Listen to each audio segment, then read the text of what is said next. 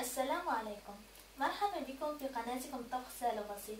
اليوم إن شاء الله سوف أقدم لكم عصير رائع بالفراولة سهل التحضير. نبدأ على بركة الله.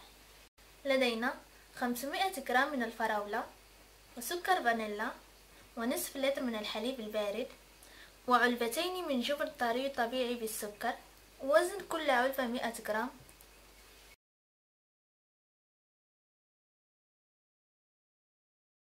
في الخلاط الكهربائي أضع الفراولة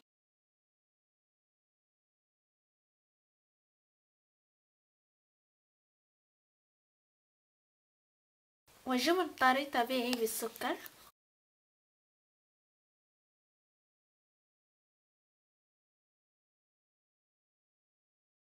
وسكر فانيلا ونصف لتر من الحليب البارد، وأقوم بخلط جميع المكونات مع بعضها البعض.